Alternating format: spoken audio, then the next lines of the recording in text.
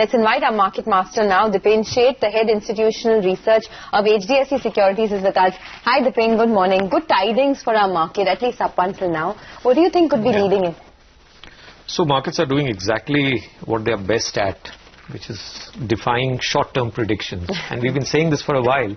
Don't try to get the short-term right.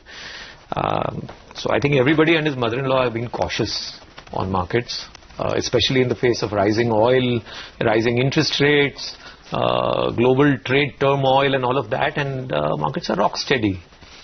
So let's leave the humor aside. Yeah, let's leave the mother-in-law aside. I don't think they were there. Anyway.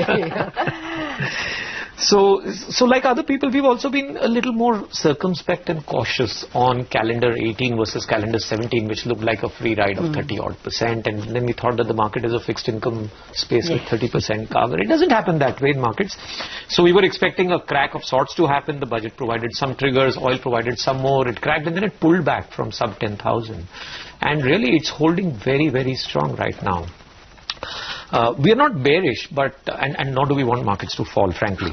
But there has to be very selective bullishness here on. And obviously, when you look at the valuation disparity between mid caps and large caps, it's the large caps that come into focus. Now, keep in mind that if a sell-off were to happen, let's say by FPIs, then it's actually the large caps which will face the brunt. But having said that, I think the mid-cap space has already seen a broader carnage of sorts. Good enough stocks are like 20, 30, 40% down from peaks. So it's not that it's going to be the large caps next. In fact, that money will, over a period of time, come back into the large caps. Okay. So instead of asking you what large caps, let me first start with the mid-caps where you say there has been a carnage. But some have stood the test of time. Yes. Shriram Transport, our technical guys were saying that it's looking like it is resisting the fall further because of that debenture news. Chola, Mahindra, usual suspects. Do you like that pack? So Shriram, Chola, Mahindra, all of these guys are primarily vehicle financiers. Yes. Financiers, right? So Mahindra, so I think Chola is the only one which has a substantial non-vehicle book. The lap book, as it were, what they call home equity. But auto sales are on a complete tear in that last quarter of, ending June 18. We are seeing, I think, system level CV volumes are up some 50-odd%. Obviously, because there was a low base, so last year even PVs had a transition quarter because of the GST switchover, and the emission norms led to pre-buying in March 17, in the quarter ended March 17, so the quarter ended June 17 was very soft. But still, PV and two-wheeler volumes are up some 15-16%, which is a nice enough number given the way PVs have gone, and 50% on CV. So all these guys are going to see a blowout quarter. On quality, if you ask me,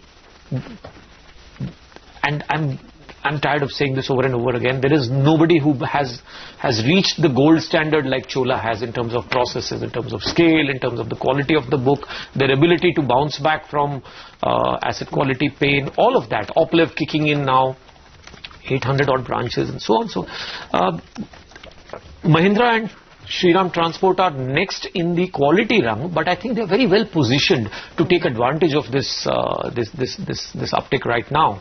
So you might see bigger gains there in terms of growth. I think the recent noise around the contingent liabilities that might crystallize, not just at Shriram Transport, but at Shriram City Union Finance, can be arithmetically explained away with a 6% cut in book value or something. But I don't like the kind of character that is exhibited when news like this comes out. It's got nothing to do with the main business, and if you're going to take contingent liability exposures like this, then it kind of cheeses me off as an investor. I think there's just too much of good work that these two companies have done, and I don't see why we should have had this kind of a small irritant like this in the story. Okay, fair enough. So that's on the NBFC space. One of the stocks that you've been backing for a long time now is Hexaware, and we've seen that stock hit new highs lately. The question I'm asking you is does it still make sense to look into the broader market IT stocks, the Hexawares, Mindtrees, Persistence of the world, or do you stick with the large caps like TCS and HCL Tech, because there seems to be money to be made everywhere? So Sonia, it's like this. IT is a winning horse right now. I'm happy we called it a little earlier than some of the other brokers. But the winning horses continue to run ahead. Sometimes even after the flag posts have been crossed. They just don't stop running. Is it reaching an inflection point? I mean, no, it isn't. That's the beauty. So when you're seriously in the money on... I meant earnings. Yes, so this is going to be a seasonally strong quarter. I'll come to Hdfc in a bit, but this is going to be a seasonally strong quarter. Investors will, probably read through some of the cross-currency headwinds that are happening, and the strong dollar will keep valuations high. It will also help absorb some of the price hikes. Valuations are still, the mid caps are at 12 to 15, 16x. The large caps, the worst of the large caps, if I can call it that way, TCS, which is easily the best, if you know what I mean, is at 20 odd or something. So I don't think, or maybe a little more than that, I don't remember. But I don't think that is going to be a concern anymore. Here are 35% kind of ROCE companies, compounding for the next 2 years. Business visibility is high. I would look out for the demand environment in the US. I would look out for what new things these companies are doing, what new acquisitions they are making. HCL Tech has been stumbling in terms of trying to ramp up from its acquisitions. Ditto for TechM. I would watch out for these two guys very closely. Digital in the mix is running high, much higher than what we would have thought a year and a half ago. So all those things are taken care of. These are high quality businesses. We'll back them. Now back to Hdfc. On Hdfc, I think now it is substantially owned by a private equity fund. Something similar to what happened in Emphasis is likely to happen as the PE fund seeks to book profits. And when strategic investors like this book profits, as opposed to promoters booking profits on some of their holdings, prices actually go up because it creates additional liquidity and opportunity for other investors to come in. Okay, then the consumer durables. Let's come to that. As you point out in your note, Voltas and Symphony went through a price. Went through a little bit of a winter in this summer. Yes, exactly. With people saying that it rained in summer, and so the purchases were lower.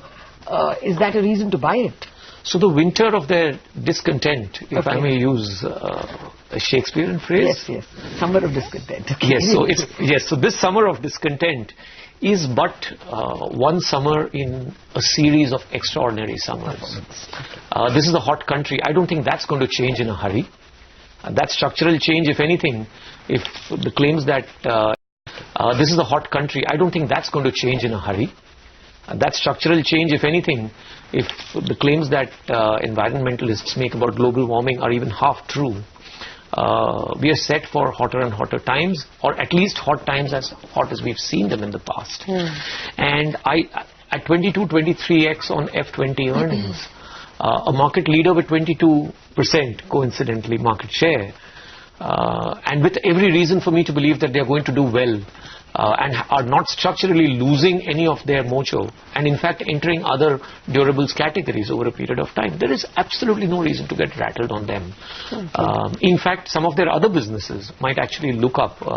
Their projects business is already recovering, and their agency business on the machinery bit, the textile machinery bit, and all of that has also done very well in recent times. I think at 500 to 550 is the range to accumulate Voltas for anyone who's got a 2-3 year view on markets. Symphony also is down to affordable valuations after looking humongously costly when it went to over 2,000 at 1,400. I think again they made the small acquisition in Australia and all of that, so it's actually earnings accretive, or at least earnings neutral. But the larger opportunity with their kind of market share in the air cooler space, there's years and years of growth left in both companies. I wouldn't get bearish in a hurry on any one of them. All right, Dipen, we will have to leave it at that. We have plenty of stocks to ask you as the earnings season wears on. Yes. So we invite, here's an open invitation. Do keep dropping in as often as you can. Thank you.